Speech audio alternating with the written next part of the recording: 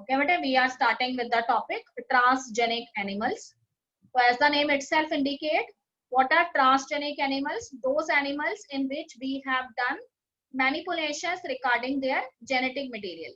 ठीक है, ऐसे एनिमल्स जिनके डीएनए में या उनका जो भी जेनेटिक मटेरियल है उसके अंदर आपने क्या कर दिए हैं, कुछ मैनिपुलेशंस की है, और उसकी वजह से क्या हुआ है, उसमें प्रेजेंट जो जीन्स है उनकी फंक्शनिंग क्या हो गई है, ऑल्टर हो गई। ठीक है, तो देखिए यहाँ पे हमने लिखा है animals that have had their DNA manipulated to possess and express an extra foreign gene, they are known as the transgenic animals. ठीक है, वो इतने एफिशिएंट बन चुके हैं कि अब आप उसके अंदर कोई भी फॉरेन जीन जो है उसको इंसर्ट कर दें, तो उस फॉरेन जीन जो है उसको,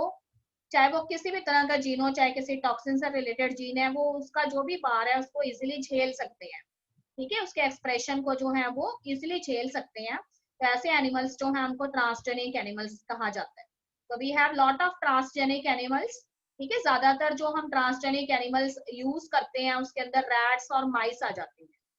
ठीक है, तो बहुत सारे ड्रग्स जो हैं या टॉक्सिक केमिकल्स जो हैं उनकी टेस्टिंग करने के लिए हम माइस या रैट्स को यूज करते हैं। अगर हमने हायर डोसेज मेडिसिन के चेक करने हैं तो उसके लिए हम रैबिट्स यूज करते हैं, मंकीज यूज करते हैं। ठीक है बेटे, और भी अगर कहते हैं कि कोई एग्रो केमिकल है उसकी टॉक्सिसिटी आप फाइंड आउट करना चाहते हो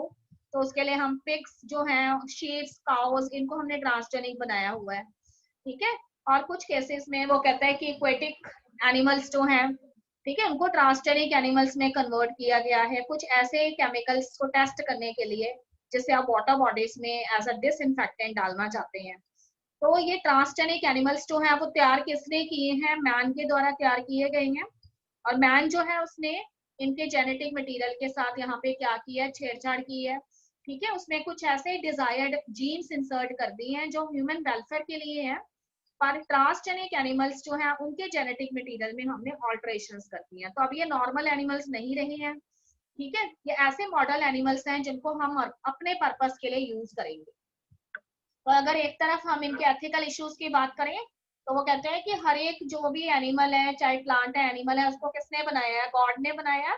और किसी भी पर्सन को ये राइट नहीं है कि वो उसमें जो भगवान के द्वारा चीजें सेट की गई हैं, जो जीन्स हैं उनके अंदर, उसके साथ कोई भी ऑल्टरेशन करे। तो बहुत सारे वो कहता है कि जो एक्टिविस्ट है वो इसको एनिमल्स जो है उनके खिलाफ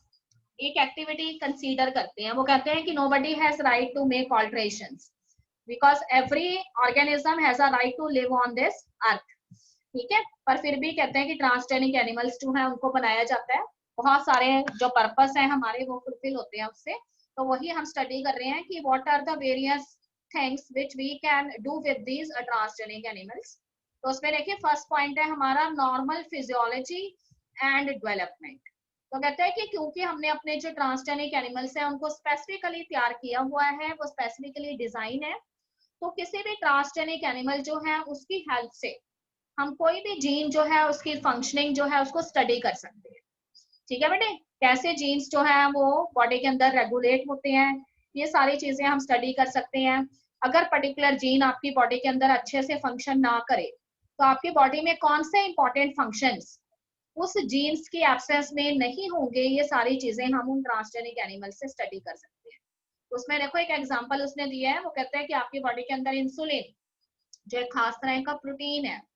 ठीक है, आपकी बॉडी में सिर्फ ऐसा नहीं है कि शुगर के लेवल को ही कंट्रोल करता है, साइड बाय साइड बॉडी के अंदर बहुत सारी ग्रोथ रिलेटेड एक्टिविटीज भी इंसुलिन का काम है। तो इस तरह के इंसुलिन जैसे जो कॉम्प्लेक्स फैक्टर्स हैं, ठीक है, हम ये जानना चाहते हैं कि बॉडी के अंदर इंसुलिन कौन सी ग्रोथ रिलेटेड एक्टिविटीज करता है। तो उसके लिए वो कहता है कि आप क्या करेंगे, कोई भी ट्रांसजेनिक एनिमल ले लेंगे और उस ट्रांसजेनिक एनिमल के अंदर आप कोई दूसरे जीन्स इंसर्ट कर देंगे जो इंसुलिन जो है उसको रेगुलेट करने वाले जीन की एक्टिविटी में क्या करेगा, अफेक्ट करेगा। ठीक है बेटे, तो वो कहते हैं कि उसकी वजह से इंसुलिन जो है वो अपनी एक्टिविटी अच्छे से नहीं कर पाएगा, और उसके एब्सेंस में ठीक है कौन कौन से सिम्टम्स आपकी बॉडी के अंदर अपीयर होते हैं उसको आप स्टडी कर लेंगे। देखो किसी भी ह्यूमन के अंदर आप ये नहीं कर सकते। अगर ह्यूमन के अंदर आप इंसुलिन को गायब कर दें या कोई भी ऐसा और इम्पोर्टेंट हार्मोन गायब कर दें जो बॉडी के अंदर इंपॉर्टेंट फंक्शन परफॉर्म करता है, तो हो सकता है कि बॉडी क्रिटिकल स्टेज में पहुंच जाए एंड पर्सन की डेथ हो जाए। ठीक है, तो ऐसे एक्सपेरिमेंट आप ह्यूमन पे डायरेक्टली नहीं कर सकते। तो आपने कुछ एनिमल्स तैयार किए हैं जिन्हें हम ट्रांसजेनिक एनिमल्स कहते हैं, वो मॉडल ऑर्गेनिजम्स हैं। उसमें आपने जीन्स में इस तरह से हेर फेर किया हुआ है कि चाहे कौन से मर्जी जीन्स को आप रिमूव करें, कौन से नए जीन्स डालें, उनकी बॉडी पे ज्यादा इफेक्ट नहीं होता उन चीजों का। ठीक है, तो उसी तरह से वो कहता है कि बॉडी में कोई भी कॉम्प्लेक्स हार्मोन्स की एक्टिविटी हम इस तरीके से स्टडी कर सकते हैं कि कुछ टाइम के लिए हम उस हार्मोन को निकाल दें बॉडी में से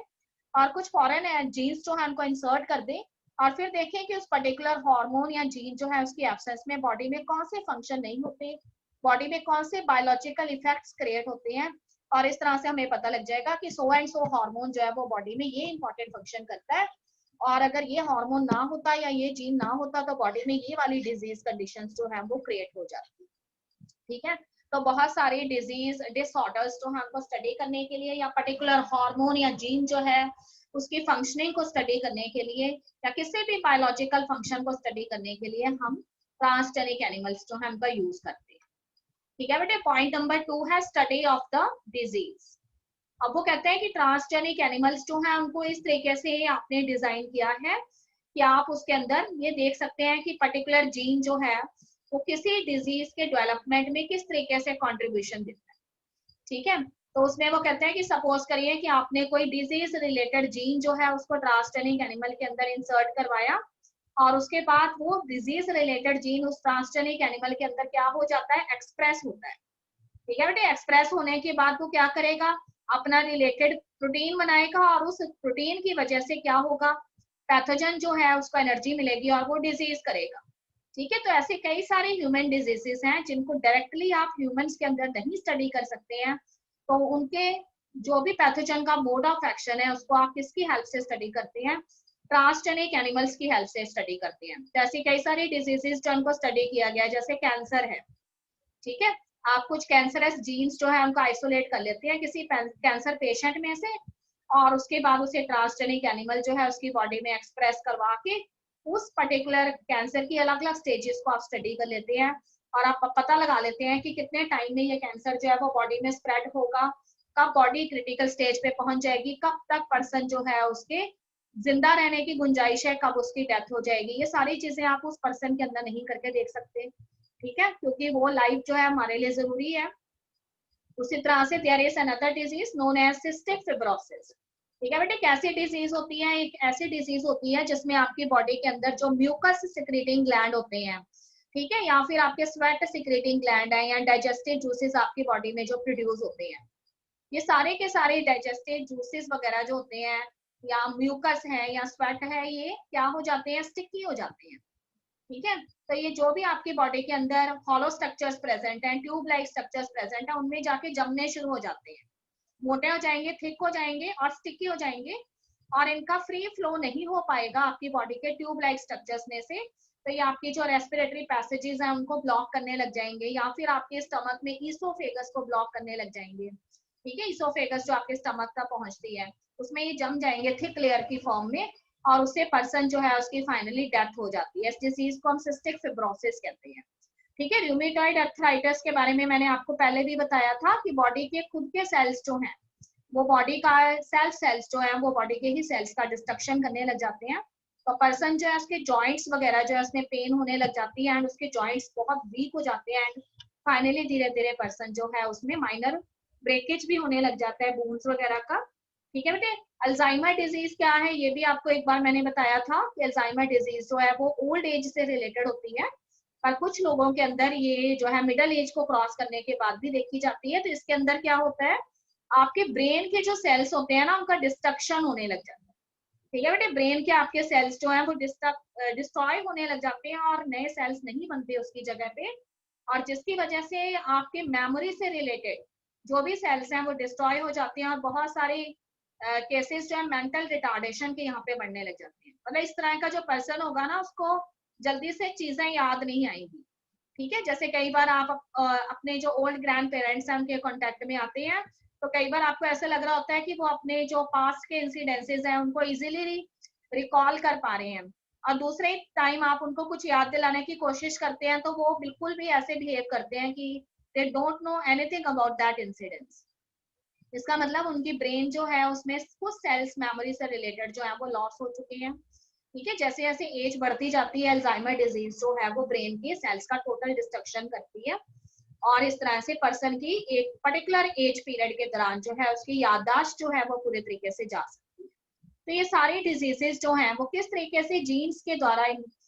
स्प्रेड होती हैं, उन जीन्स का एक्सप्रेशन जो है उसको आप ह्यूमन में तो स्टडी नहीं कर सकते, पर उसको हम किस में स्टडी कर सकते हैं, ट्रांसजेनिक एनिमल्स में स्टडी कर सकते हैं। और अगर हम उसे थॉरली स्टडी कर लेते हैं तो उसके बेसिस पे हम ड्रग्स या डायग्नोस्टिक टेक्निक्स जो हैं उनको डेवलप कर सकते हैं। ठीक है बेटे। थर्ड में आपको उसने बताया है बायोलॉजिकल प्रोडक्ट्स के बारे में। अब वो कहता है कि जब भी ह्यूमन के अंदर डिजीजेस होती हैं तो हम क्या लेते हैं, उसको ट्रीट करने के लिए मेडिसिन लेते हैं। पर अगर आपने कभी मेडिसिन जो है उसको ध्यान से देखा है, उसके इंग्रेडिएंट्स चेक किए हैं, तो उसके अंदर बहुत सारे ऐसे इंग्रेडिएंट्स होते हैं जो बायोलॉजिकल प्रोडक्ट्स से मिलकर बने हुए हैं। ठीक है, सर्टेन ऑर्गेनिजम्स जो है उनकी बॉडी में से उनको आइसोलेट किया गया है। तो कहते हैं कि इस तरह के बायोलॉजिकल प्रोडक्ट्स जो है वो बहुत ज्यादा एक्सपेंसिव होते हैं।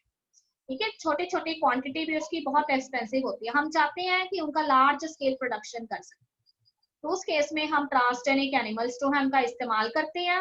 और ट्रांसजेनिक एनिमल जो है उनकी बॉडी में वो पर्टिकुलर जो भी आपका डिजायर्ड प्रोडक्ट है उससे रिलेटेड डिजायर्ड जीन्स जो है उसको आप ट्रांसजेनिक एनिमल को होस्ट एनिमल मान के उसकी बॉडी में डाल देंगे, और उसके बाद आपका डिजायर्ड जीन जो है वो एक्सप्रेस होगा, डिजायर्ड प्रोडक्ट बनाएगा। आप न्यूमरस क्लोन्स तैयार कर लेंगे अपने डिजायर्ड प्रोडक्ट के, और इस तरीके से आप लार्ज स्केल प्रोडक्शन कर लेंगे, ठीक वैसे ही जैसे आप रिकॉम्बिनेंट डीएनए टेक्नोलॉजी में करते थे। ठीक है बेटे, यहाँ पे उसने आपको एक एग्जांपल दिया है कि हमारी एक इम्पॉर्टेंट हमारी बॉडी के अंदर जो है एंजाइम है जिसका नेम है अल्फा 1 एंटीट्रिप्सिन, और ये बहुत ही इंपॉर्टेंट एंजाइम है जो हमारे बॉडी सिस्टम में ही प्रेजेंट होता है। ठीक है, उसका एक पर्टिकुलर प्रोडक्ट है हमारे बॉडी सिस्टम का, और उससे कई सारी डिजीजेस का ट्रीटमेंट किया जा सकता है। कौन कौन सी डिजीजेस है, एम्फीसीमा है, फिनाइलक्यूटिनुरिया है, एंड सिस्टिक फिब्रोसिस है। ठीक है बेटे, सिस्टिक फिब्रोसिस के बारे में अभी मैंने आपको बताया था कि बॉडी में जो भी म्यूकस होता है, स्वेट होता है, या फिर डाइजेस्टिव जूसेस है, वो थिक एंड स्टिकी हो जाते हैं और आपके बॉडी के ट्यूब लाइक स्ट्रक्चर्स में चिपक जाते हैं, उनका फ्री फ्लो नहीं हो पाता। इसकी वजह से आपके ये ट्यूब लाइक स्ट्रक्चर्स या हॉलो ऑर्गन्स ब्लॉक हो जाते हैं और पर्सन की डेथ हो जाती है। ठीक है, फिनाइलक्यूटिनुरिया के बारे में भी आपको बताया था, फिनाइल एलेलीन जो अमाइनो एसिड है, ठीक है, उसका प्रॉपर तरीके से अगर डिसइंटीग्रेशन ना हो तो बॉडी ब्रेन जो है उस पे मेंटल रिटार्डेशन के केसेस बनते हैं, कीटोन बॉडी से फ्री होने लगती है। एम्फीसीमा के बारे में मैंने आपको ये बताया था कि आपके जो लंग्स होते हैं, ठीक है, उसमें आपको मालूम है एक स्ट्रक्चर्स हैं जिनका नेम है एल्वोलाई, और एल्वोलाई जो है उसकी मेम्ब्रेन ऐसी मेम्ब्रेन होती है जहां से गैसियस एक्सचेंज होता है। तो ये एक ऐसी डिजीज है जिसमें आपके एल्वोलायर सेक्स की जो मेम्ब्रेन होती है वो वीक हो जाती है और वो लटकने शुरू हो जाती हैं, जिसकी वजह से उनमें क्रैक्स आ जाते हैं और गैसियस एक्सचेंज प्रॉपर नहीं हो पाता और पर्सन को यहाँ पे रेस्पिरेटरी प्रॉब्लम्स फेस करनी पड़ती है। ठीक है बेटे, तो ये सारी डिजीजेस जो है इनके ट्रीटमेंट के लिए हम यूज करते हैं अल्फा 1 एंटीट्रिप्सिन को, जो बहुत ही स्मॉल क्वांटिटी में हमें ये बायोलॉजिकल प्रोडक्ट मिलता है, पर हम चाहते हैं कि इसकी लार्जर क्वांटिटीज प्रोड्यूस कर सके। तो उसके लिए हम क्या करते हैं, इससे रिलेटेड जो जीन है उसे बॉडी में से आइसोलेट करके एक स्मॉल इंसर्ट की फॉर्म में ट्रांसजेनिक एनिमल के अंदर डाल देते हैं with the help of plasmid vectors, और लार्ज क्वांटिटी में हम इन्हें ऑब्टेन कर लेते हैं। ओके बेटे, फिर देखो एक बहुत ही इंटरेस्टिंग केस उसने यहाँ पे बताया हुआ है कि इन द ईयर 1997, ठीक है, पहली बार एक ट्रांसजेनिक काउ बनाई गई थी जिसका नेम था रोजी काउ। ठीक है, ये रोजी काउ जो है उसको ये माना जाता है कि जो ह्यूमन बेबीज हैं उनकी ये एक्चुअल मदर है, क्योंकि मॉडर्न टाइम्स में जो कहते हैं कि मदर्स होती हैं, ठीक है, after delivery they are not very much liking to feed their children. ठीक है, अपने चिल्ड्रन जो न्यूबॉर्न चिल्ड्रन है उसको फीड देना वो पसंद नहीं करती है। तो उस केस में वो कहते हैं कि ज्यादातर जो मदर्स होती हैं वो बेबीज जो न्यूबॉर्न बेबीज हैं, इन्फेंट हैं, उनको काउ मिल्क देने लग जाती हैं, और उसकी वजह से एंटीबॉडीज जो इन्फेंट है उसको प्रॉपर तरीके से नहीं मिलती। तो साइंटिस्ट जो है उन्होंने 1997 में जो ह्यूमन मिल्क है उसमें से वो कहता है कि एक जीन आइसोलेट किया, ठीक है बेटे, और वो जीन जो है वो अल्फा लेक्ट एल्बुमिन जो है उसमें रिच था, और उस जीन को उन्होंने क्या किया, काऊ जो है उसके अंदर इंसर्ट कर दिया, काऊ के जीनोम में। और उसकी वजह से क्या हुआ, काऊ जो मिल्क देती थी वो मिल्क जो है वो ह्यूमन मिल्क में प्रेजेंट जो ये जो अल्फा लेक्ट एल्बुमिन होता है उसमें रिच होता था। तो पर लीटर के अंदर 2.4 ग्राम्स प्रोटीन जो है इस मिल्क के अंदर पाए जाते थे, तो ये माना जाता था कि ऐसी बिजी मदर्स जो अपने चाइल्ड को फीड नहीं दे सकती हैं, उस केस में भी अगर वो इस रोजी काऊ में से मिल्क लेकर आएंगी तो वो एक्चुअल मिल्क वैसा ही होगा जैसा कि उनकी अपनी मदर्स का मिल्क होना था। तो चाइल्ड जो है उसको वही एंटीबॉडीज मिलेंगी जो उसे एक्चुअल मदर्स मिल्क से मिलनी थी। ठीक है बेटे, फोर्थ में आपको बताया गया है वैक्सीन सेफ्टी के बारे में। तो कहता है कि जब भी कोई नई डिजीज आती है सामने तो उसके लिए वैक्सीन तैयार की जाती है। ठीक है, पर ये वैक्सीन जो है उसे डायरेक्टली ह्यूमंस पे नहीं अप्लाई किया जा सकता। जैसे अभी आज का टाइम है तो कोविड से रिलेटेड वैक्सीन फाइंड आउट करने की कोशिश की जा रही है। ठीक है, तो कोई भी अगर ये दावा करता है कि हमने ये वैक्सीन फाइंड आउट कर ली है, तो ऐसे थोड़ी है कि आज वो वैक्सीन फाइंड आउट करते हैं कल वो ह्यूमंस पे लगा के देखने लग जाएगा, तो उस केस में पर्टिकुलर पर्सन जो है उसकी डेथ हो सकती है। तो सबसे पहले इन वैक्सीन का जो सेफ्टी टेस्ट है उसको किस पे किया जाता है, ट्रांसजेनिक एनिमल्स पे किया जाता है। तो इस पर्पस के लिए हम ट्रांसजेनिक माइस जो है उसको यूज करते हैं। ठीक है बेटे, अगर वो कहते हैं कि आपकी वैक्सीन जो है उसमें हैवी डोसेज है, तो उस केस में हम माइस जो है उसको रिप्लेस करके कोई बड़ा एनिमल यहाँ पे ले सकते हैं, जैसे मंकीज ले लेंगे, रैबिट्स ले लेंगे, और उसमें हम वैक्सीन जो है उसको बैचेस के फॉर्म में उसके डोज बढ़ा बढ़ा के टेस्ट देखते हैं और फिर सिम्टम स्टडी करते हैं ट्रांसजेनिक एनिमल में।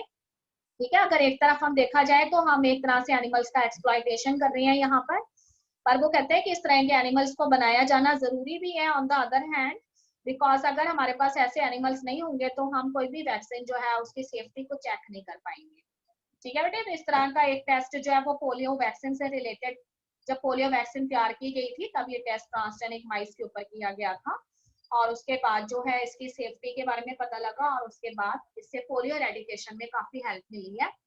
और उसके बाद वो कहते हैं कि अगर हायर डोजेस यूज करने हैं तो उस केस में मंकीज पे आप पैचेस की फॉर्म में वैक्सीन का टेस्ट करते हैं और सिम्टम स्टडी करते हैं, फिर आपको पता लग जाता है कि हमने कितने कितने डोज की फॉर्म में ये ह्यूमंस पे अप्लाई करनी है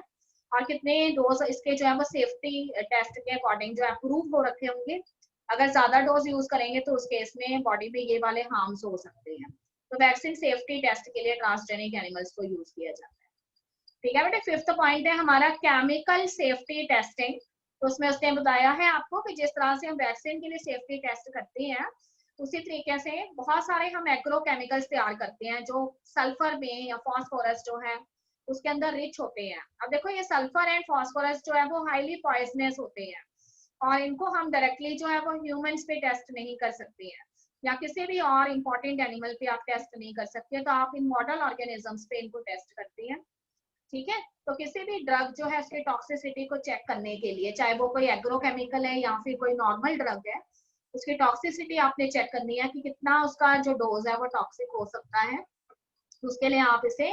चेक करेंगे। और ट्रांसजेनिक एनिमल्स पे आप उसके सिम्टम्स जो उनको स्टडी करेंगे, आप देखेंगे कि क्या वो ट्रांसजेनिक एनिमल में कोई सेंसिटिव इफेक्ट शो करता है, तो उसके बाद ही हम उसको नॉन ट्रांसजेनिक एनिमल्स पे अप्लाई करते हैं। ठीक है बेटे, तो इस तरह से टॉक्सिसिटी टेस्टिंग के लिए भी हमें जो है ट्रांसजेनिक एनिमल्स जो है उससे रिजल्ट्स मिल जाते हैं बहुत ही कम टाइम में और लेटर ऑन हम उसको जो है आगे पास आउट कर सकते हैं। ओके बेटे, यहाँ तक आपको पता लग गया है कि ट्रांसजेनिक एनिमल्स जो हैं वो क्या है और किन पर्पस के लिए हमने इन ट्रांसजेनिक एनिमल्स को बनाया है और कौन कौन से हमारे जो यहाँ पे एम्स हैं वो फुलफिल होते हैं। ठीक है, उसके बाद हमारा एक नया टॉपिक है यहाँ पर कि what are the various ethical issues that are related with biotechnology. ठीक है, अभी तक चैप्टर में आप ये जान चुके हैं कि बायोटेक्नोलॉजी एक ऐसा मेथड है जिसमें काफी सारे प्रोसेसेस आते हैं जिसकी हेल्प से हम कुछ ऑल्ट्रेशंस करते हैं जेनेटिक मटेरियल में, पर वो ऑल्ट्रेशंस ह्यूमन वेलफेयर को ध्यान में रख के की गई है। ठीक है बेटे, पर वो कहता है कि कोई भी चीज जो है जिसमें मैन जो है उसने अपने पर्पस के लिए कुछ किया है, ठीक है, उसमें इसका मतलब जिन ऑर्गेनिजम्स जो है उसमें हमने ऑल्ट्रेशंस की है उनके लिए वो चीज जो है वो बेनिफिशियल नहीं है। ठीक है, अगर कोई हमारे जीन्स जो है उसमें चेंजेस करने की कोशिश करें तो हमें कितना बुरा लग सकता है, तो उसी तरह से दूसरे एनिमल्स जो हैं, ठीक है, उनको भी हमें जो है उसी तरीके से रहने देना चाहिए जैसे कि वो नेचर के अंदर आए थे। उनमें अगर हमने ऑल्ट्रेशंस की हैं तो फिर नेचुरल इकोसिस्टम में उसके एडवर्स इफेक्ट होने जो है वो तो जरूरी ही है। ठीक है बेटे, तो कहते हैं कि बहुत सारे एथिकल इश्यूज जो हैं वो इस रिसर्च से जुड़े हुए हैं जेनेटिक इंजीनियरिंग की, और बहुत सारे लोगों का ये मानना है कि ये जो जीएम क्रॉप से रिलेटेड रिसर्च है वो एक पर्टिकुलर लेवल तक ही होनी चाहिए, उससे आगे बढ़ के जो है हमें alterations नहीं करने चाहिए, because every organism has a right to live on this earth, so we should not do alterations up to that extent that that animal cannot survive in the nature. Okay बेटे, अब देखो एक simple सा अगर हम example लेते हैं कि एक ऐसी माइस है जिसमें हम तरह तरह के टेस्ट कर चुके हैं, ठीक है, टॉक्सिसिटी लेवल्स चेक कर चुके हैं अलग अलग तरह के केमिकल्स को, और बाद में हम उस माइस को नॉर्मल माइस के बीच में छोड़ देते हैं, तो देखो कितनी ज्यादा गड़बड़ हो जाएगी। सपोज करिए वो माइस जो है वो नॉर्मल दूसरे रैट्स जो है उनके साथ रिप्रोड्यूस कर जाती है आगे, ठीक है, तो उसके बाद उनकी आगे की जो प्रोजेनी जनरेशन होगी उसमें भी देखो टॉक्सिसिटी लेवल कितना बढ़ जाएगा, उनके जेनेटिक मटेरियल जो है वो भी उसी तरीके का होगा। तो इस तरह के एनिमल्स जो है वो नॉर्मल इकोसिस्टम में रहने के लायक नहीं रहते हैं। तो जब भी हमने मैनिपुलेशन करनी है किस हद तक करनी है इसकी हमें पूरा का पूरा जो है पता रहना चाहिए। तो देखो यहाँ पे वही चीज लिखी हुई है, the manipulation of living organisms by human race can not go without regulation. ठीक है, कहते हैं कि अगर लिविंग ऑर्गेनिजम्स में सर्टेन मैनिपुलेशंस की भी गई है ह्यूमंस के द्वारा, तो उसमें एक प्रॉपर रेगुलेशन मेंटेन की जानी चाहिए, उससे ज्यादा जो है उसको ऑल्ट्रेशंस नहीं करनी चाहिए। कुछ एथिकल स्टैंडर्ड्स जो है वो तय किए जाने चाहिए कि ह्यूमन एक्टिविटीज जो है ऑल्ट्रेशन से रिलेटेड वो किस हद तक रहेंगी, किस हद तक हम किसी लिविंग ऑर्गेनिज्म को हार्म पहुंचा सकते हैं। ठीक है, हमने इतना उसे हार्म नहीं पहुंचाना कि ऑर्गेनिज्म जो है वो लाइफ कंडीशन में ना बना रहे। तो कहते हैं कि हमें अपना मोरालिटी लेवल जो है वो बनाए रखना है, मॉरल इश्यूज को ध्यान में रखना है, ठीक है, क्योंकि हर एक जो ऑर्गेनिज्म है उसका कहते हैं कि एक बायोलॉजिकल सिग्निफिकेंस है। तो जब भी हम जेनेटिक मॉडिफिकेशंस करते हैं किसी ऑर्गेनिज्म के, तो उसका इकोसिस्टम के ऊपर अनप्रिडिक्टेबल रिजल्ट होते हैं। तो ये सारी चीजों को ध्यान में रख के ही हमें जीएमओ से रिलेटेड रिसर्च जो है उसको आगे बढ़ाना है। ठीक है, तो कहते हैं कि इंडिया के अंदर there is an organization and the name of organization is genetic engineering approval committee. ठीक है, genetic engineering approval committee Indian government के द्वारा बनाई गई एक ऐसी ऑर्गेनाइजेशन है जो जीएम रिसर्च जो है उसकी वैलिडिटी से रिलेटेड डिसीजंस लेती है। ठीक है, किस हद तक हमने जेनेटिकली मॉडिफाइड ऑर्गेनिज्म से रिलेटेड रिसर्च करनी है, कैसे उनके सेफ्टी लेवल्स जो है उनको मेंटेन करना है पब्लिक सर्विसेज के लिए, इससे रिलेटेड सारे डिसीजन कौन लेती है, जीईएसी लेती है। ठीक है बेटे, उसके बाद वो कहते हैं कि लिविंग ऑर्गेनिजम्स में जो भी मॉडिफिकेशंस की गई हैं पब्लिक सर्विस के लिए, चाहे फूड के पर्पस को ध्यान में रख के की गई हैं, चाहे मेडिसिन को ध्यान में रख के की गई हैं, ठीक है, उन सभी से रिलेटेड प्रॉब्लम्स जो हैं वो तो रहेंगी रहेंगी। उसमें से एक मेजर प्रॉब्लम जो है वो उनके पेटेंट से रिलेटेड होती है। ठीक है, फॉर एग्जाम्पल देखो पेटेंट वर्ड का यहाँ पे क्या मतलब है, जब भी हम कोई नई चीज बनाते हैं और उससे संबंधित लीगल राइट्स जो हैं वो हम ले लेते हैं। उसी तरीके से जैसे कि आप देखते हैं कि किसी पर्सन ने एक बुक लिखी है और उस बुक का जो है उसने एक लीगल अथॉरिटी ले ली है कि मैं अगर कोई भी पर्सन मेरा जो रिटन मटेरियल है उसको कॉपी करने की कोशिश करेगा तो उसको कोर्ट के अंदर जो है वो पेश होना पड़ेगा, क्योंकि इसका कॉपीराइट्स जो है वो मेरे से रिलेटेड है। तो आप उसकी चीटिंग नहीं कर सकते, सेम टू सेम वो बुक द्वारा नहीं बना सकते, अदरवाइज आपको सम्मन आ जाएगा कोर्ट से। ठीक है, उसी तरीके से वो कहता है कि जेनेटिक मॉडिफिकेशंस के बाद हमने बहुत सारे जो है प्रोडक्ट बनाए हैं, जैसे हम कहते हैं हमने बीटी कॉटन बना लिया, ठीक है, हमने और कई तरह के बीट बना ली है, हमने टमाटोज पोटैटोज ये सब बना लिए, ठीक है। अब वो कहता है कि तैयार किससे किए गए हैं, कुछ नेचुरल वेजिटेशन जो है उसी में से नए प्लांट्स बनाए हैं हमने, जिन्हें हम जीएम क्रॉप्स कहते हैं। तो हमने अगर कोई इस तरह का प्लांट तैयार कर लिया है तो उसके बाद हमें तुरंत उसका क्या लेना पड़ेगा, पेटेंट लेना पड़ेगा। ठीक है बेटे, पेटेंट जो है वो आपको दिया गया एक ऐसा राइट है जिसके तहत आप ये कहते हैं कि ये वाली जो पर्टिकुलर स्पीशीज है, नई स्पीशीज है, ये मैंने तैयार की है और इसलिए इससे जो भी मुझे आगे बेनिफिट होने हैं वो मुझे ही होंगे और कोई दूसरा पर्सन जो है इस पे दावा नहीं कर सकता कि ये उसके द्वारा तैयार की गई है।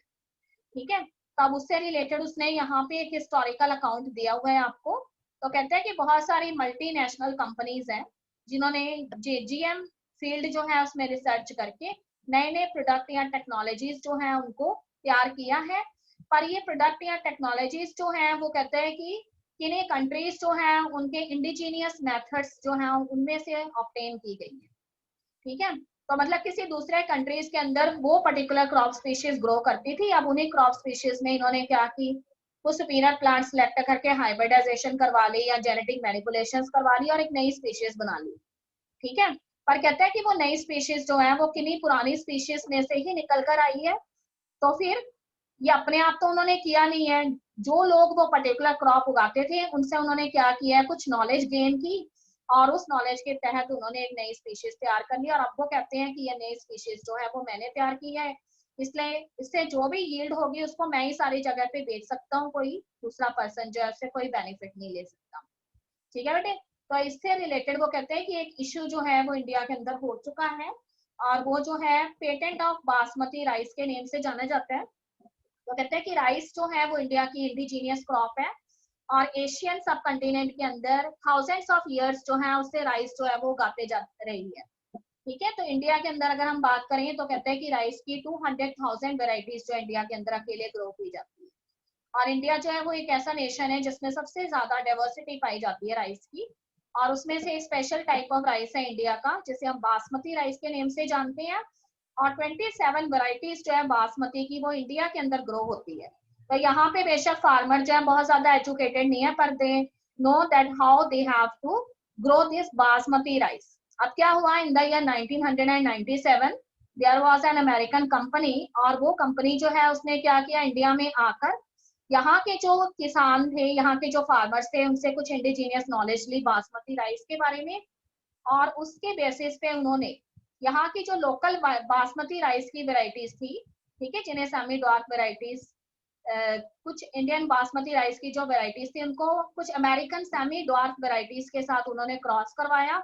और इस तरह से एक नई स्पीशीज बना ली बासमती राइस की और उसके बाद तुरंत उसका उन्होंने क्या ले लिया, पेटेंट ले लिया, उसके लीगल राइट्स खरीद लिए और पूरे वर्ल्ड के अंदर ये दावा कर दिया कि ये जो नई बासमती राइस है जिसका इतना अच्छा एरोमा और फ्लेवर है ये हमने तैयार की है, इसलिए पूरे वर्ल्ड में बासमती राइस सिर्फ हम ही बेचेंगे। ठीक है बेटे, अब देखो बासमती राइस जो है उसका ओरिजिन प्लेस कौन सा है, इंडिया है, उसमें 27 से भी ज्यादा इसकी यहाँ पे क्रॉप्स उगाई जाती हैं। तो कहते हैं कि बर्थ प्लेस जो है बासमती राइस का इंडिया था, तो बेनिफिट किसको मिलना चाहिए था, इंडिया को मिलना चाहिए था, इंडियन फार्मर्स को मिलना चाहिए था कि वो थ्रू आउट द वर्ल्ड जो है वो इस डॉक्यूमेंटेड राइस को बेच सकते हैं और उससे पैसे कमाते हैं। पर बाहर से कुछ लोग आए और उन्होंने हमारे यहाँ की क्रॉप्स जो है उसकी हेल्प से कोई नई स्पीशीज तैयार कर ली और बाद में कोर्ट में जाके उसके लीगल राइट्स ले लिए और दावा कर दिया कि ये हमारी स्पीशीज है और इस तरह से जो भी पैसा मिलने लगा वो उनको मिलने लग गया। तो इस तरह से हमारी जो नॉलेज है उसको उसने चोरी करके फायदा लिया, तो इसको हम पेटेंट कहते हैं। ठीक है, इसके बाद भी वो कहते हैं कि इंडिया के अंदर बहुत सारी जो हमारी हर्बिसिडल मेडिसिन हैं जैसे टर्मरिक है, ठीक है, इंडिया में आयुर्वेदा के अंदर टर्मरिक या हल्दी के बारे में बहुत कुछ लिखा गया है और बताया गया है, अलग अलग कॉस्मेटिक्स में हम हल्दी यूज करते हैं या हमारे घरों में भी आम बंदे को भी हल्दी के क्या एडवांटेजेस है पता है, ठीक है, नीम के क्या एडवांटेजेस हैं पता है। तो इसके ऊपर भी वो कहते हैं कि कुछ फॉरेन कंट्रीज जो है उन्होंने इसके पेटेंट्स लेने की कोशिश की थी पर इंडियन गवर्नमेंट जो है वो जल्दी जाग गई और उसके बाद उन्होंने फटाफट कोर्ट में अपने जो भी इंडिजीनियस मेडिसिन सिस्टम था उससे रिलेटेड पेटेंट्स जो है उनको लॉन्च किया और इस तरह से अपनी जो ट्रेडिशनल मेडिसिनल सिस्टम है उसको चोरी नहीं होने दिया। ठीक है, तो अब वो कहते हैं कि इस तरह की जो मल्टीनेशनल कंपनीज होती हैं वो डायरेक्टली लाभ कमाती रहती हैं, फॉरेन कंट्रीज जो हैं वो इससे बेनिफिट लेते रहते हैं, पर जो इंडिविजुअल्स हैं जो मैक्सिमम नॉलेज रखते हैं इन चीजों के बारे में उनको कुछ भी नहीं मिलता है बदले में। ठीक है, तो इस तरीके से वो कहता है कि ये जो चोरी होती है इस तरह की तरीके से नॉलेज की, जो किन्हीं लोगों की द्वारा जो है वो नॉलेज गेन की गई है, किसी को विरासत में मिली है वो चीज, ठीक है, तो वो आगे जाके कोई दूसरा पर्सन उससे सीख लेता है और जो भी उससे नई चीज बनाता है उसको अपनी बताने लग जाता है। तो उससे वो कहते हैं कि बहुत ज्यादा एंगर जो है वो पब्लिक के बीच में इससे रिलेटेड पेटेंट इशू से रिलेटेड जो है वो बना रहता है। तो मल्टीनेशनल कंपनीज जो होती हैं उनके पास टेक्नोलॉजीज होती हैं और जो हमारे नॉर्मल पीपल होते हैं, जो फार्मर्स होते हैं, वो अनएजुकेटेड होते हैं, उनके पास टेक्नोलॉजीज नहीं होती पर वो नॉलेज तो काफी रखती हैं। पर ये मल्टीनेशनल कंपनीज उनसे वो नॉलेज लेकर नई स्पीशीज न्यू टेक्नोलॉजी के अकॉर्डिंग तैयार कर लेती हैं और सारा बेनिफिट खुद लेने लग जाती हैं और जो इंडिविजुअल्स उससे रिलेटेड होते हैं उनको बदले में कुछ भी नहीं देती हैं। तो इस तरीके से वो कहता है कि धीरे धीरे जो जीएम क्रॉप से रिलेटेड रिसर्च है उसके पेटेंट रिलेटेड इश्यूज जो हैं वो बहुत ज्यादा जो है उसको लेके पब्लिक के अंदर एंगर जो है, गुस्सा जो है बहुत ज्यादा बढ़ा हुआ है। इसलिए काफी सारे लोगों का ये मानना है कि इस तरह की जो जीएम रिसर्च है वो कोई कंट्रोल मैनर के अंदर होनी चाहिए, ठीक है। और जिन लोगों से वो नॉलेज गेन करते हैं उनको भी बदले में कुछ ना कुछ मिलना चाहिए, ठीक है। ऐसा ना हो कि सिर्फ मल्टीनेशनल कंपनीज ही सारा कुछ लेके जाएं। तो यहाँ पे देखो उन्होंने एक टर्म इंट्रोड्यूस की है which is known as biopiracy, ठीक है। What is biopiracy? Biopiracy is the use of the bio resources by some multinational companies or other organizations without proper authorization from the countries and people concerned with compensatory payment, ठीक है। तो कहते हैं कि multinational companies या कुछ foreign Nations जो हैं वो क्या करती हैं, कुछ बायो रिसोर्सेज जो है उनका यूज कर लेते हैं और नई टेक्नोलॉजी के बेसिस पे उनसे न्यू रिसोर्सेज बना लेते हैं और उससे जो भी फायदा पहुंचता है वो सारा फायदा खुद ही ले जाते हैं। और जिन इंडिजीनियस पीपल्स की हेल्प से उन्हें वो नॉलेज मिली थी या फिर जिन कंट्री से रिलेटेड वो पर्टिकुलर क्रॉप प्लांट है उसको कोई बेनिफिट नहीं मिलता, तो इसको हम बायोपायरेसी कहते हैं, ठीक है बेटे। तो उसमें उसने ये बताया हुआ है कि इस तरह से कुछ नेशंस जो हैं, जैसे हम अमेरिका की बात करते हैं तो अमेरिका एक रिच नेशन कैसे बन गया है, तो वो कहते हैं कि इंडिया जो है उसके अंदर बायोडाइवर्सिटी काफी ज्यादा है, पर अमेरिका जो है वो एक इंडस्ट्रियल बेस्ड नेशन है, उनके पास इंडस्ट्रीज हैं, टेक्निक्स हैं, टेक्नोलॉजी है। तो यहाँ से वो नॉलेज गैदर करके लेके जाते हैं और उसको ध्यान में रख के अपनी न्यू टेक्नोलॉजी के बेसिस पे नई क्रॉप नई स्पीशीज लॉन्च कर देते हैं और बेनिफिट लेते हैं। और हमारे लोग जो हैं उनके पास न्यू टेक्निक्स या नहीं है, टेक्नोलॉजीज नहीं है, इसलिए वो इन कैश नहीं ले पाते जो कि उन कंट्रीज को मिलता रहता है। और इस तरह से कुछ कंट्रीज जो है वर्ल्ड की वो बहुत रिच कंट्रीज बन गई है और कुछ कंट्रीज जो बायोडाइवर्सिटी में रिच है वो अभी भी पुअर कंट्रीज बन के रह गई हुई है, ठीक है बेटे। तो इस तरह से उसने बताया हुआ है कि इंडियन पार्लियामेंट जो है उसने एक पेटेंट से रिलेटेड बिल जो है उसको पास किया था जिसको इंडियन पेटेंट बिल कहा जाता है, और उसमें दूसरी बार अमेंडमेंट की गई और उसमें ये कहा गया कि जितनी भी जीएम रिसर्च होनी है वो प्रॉपर रूल एंड रेगुलेशंस को ध्यान में रख के की जाएगी, ठीक है। और कोई भी फॉरेन कंट्री से आगे अगर लोग जो हैं वो आपके यहाँ पे अपनी जीएम रिसर्च जो है उसको कंटिन्यू करते हैं तो हमें उसके बारे में पूरी जानकारी होनी चाहिए कि वो किन प्लांट्स के ऊपर रिसर्च कर रहे हैं या उनका एम क्या है। ऐसा ना हो कि वो हमारी ट्रेडिशनल नॉलेज जो है उसको यहाँ से जो है वो उसको चोरी कर लें एंड उसके बेसिस पे कुछ अदर बेनिफिट्स ऑब्टेन कर सकें, तो ये सारी चीजों के लिए उनको रोका जाता है, ठीक है। इमरजेंसी प्रोविजंस जो है उसके बारे में इसमें बताया गया है और रिसर्च और डेवलपमेंट से रिलेटेड इनिशिएटिव्स जो हैं उसके बारे में गाइडलाइंस दी गई है, ठीक है। तो जो भी अगर इंडिया के अंदर कोई भी इंपॉर्टेंट प्रोडक्ट है तो वो कहते हैं कि इंडियन जो सिटीजन्स हैं उनको पहले प्रेफरेंस दी जाएगी बजाय कि कोई फॉरेन नेशनल की कि वो इंडिया में आके इस तरह की कोई रिसर्च कर सके, ठीक है बेटे। तो यहाँ तक अभी ये चैप्टर हमारा कंप्लीट हो गया है, आज सारे बच्चे इसको पढ़ लेंगे, ओके बेटे। पेटेंट वाला क्लियर हो गया ना? पेटेंट में बस आपने ये याद रखना है कि जिस कंट्री की वो चीज होती है वो बेनिफिट नहीं ले पाता, उसी की नॉलेज गेन करके कोई दूसरी कंट्री जो है वो न्यू टेक्निक से उसको थोड़ा सा इम्प्रूव कर लेती है और सारा बेनिफिट खुद लेने लग जाती हैं, तो वहां के जो लोग होते हैं और जिस कंट्री से वो चीज आई है उसको नुकसान पहुंचने लग जाता है, ठीक है। तो इसलिए हर एक कंट्री जो है उसको जो है अवेयर होना चाहिए कि उसके जो भी नेचुरल रिसोर्सेज है उसका कोई दूसरा ना इस्तेमाल करे, ठीक है। फॉर एग्जाम्पल अगर हम मैंगो की बात करते हैं तो मैंगो इंडिया का फ्रूट है, कल कोई और कहते हैं कि मैं ही मैंगो बेचूंगा तो फिर इंडिया के लिए तो ये बहुत ही खराब बात हो जाएगी ना, क्योंकि ऑरिजिन जो है मैंगो का कहाँ पे हुआ है, इंडिया के अंदर हुआ है। इसलिए वो कहते हैं कि दूसरे आपकी चीजें चुरा ले इससे पहले आपको जान जाना चाहिए और उसके पेटेंट राइट्स